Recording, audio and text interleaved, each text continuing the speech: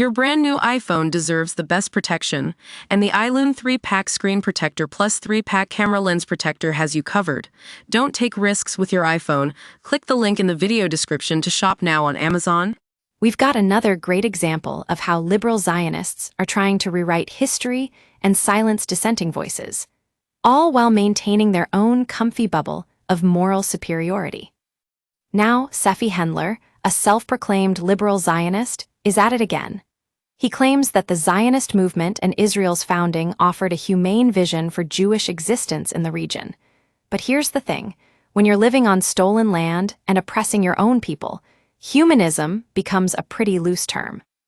According to Hendler, what he calls the Biblyists, or supporters of Prime Minister Benjamin Netanyahu, are violating the very principles laid out by Israel's founding fathers. And who can blame him? When you look at the situation on the ground in Gaza, it's hard to argue with that assessment. Let's take a closer look at what Hendler is saying. He points to the treatment of non-Jewish citizens, particularly Palestinians, and the restrictions placed on their movement and access to basic services. According to UNRWA, over 2 million Palestinian children live in poverty-stricken camps with limited access to education, healthcare, and even clean water.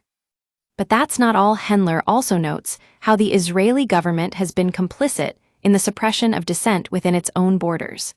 We've seen examples like the price tag, attacks on Palestinian homes and businesses, or the brutal suppression of protests by security forces.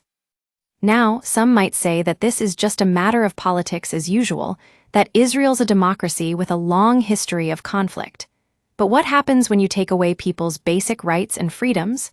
That's not democracy, that's oppression.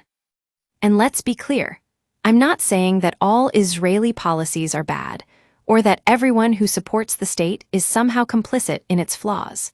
But we do need to acknowledge the reality on the ground and have an honest conversation about what's really going on.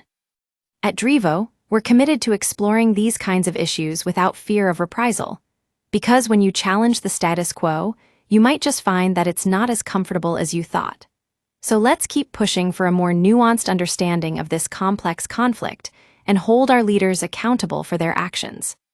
The question is, will we continue to turn a blind eye to Israel's human rights abuses, or will we finally take a stand? The choice is ours.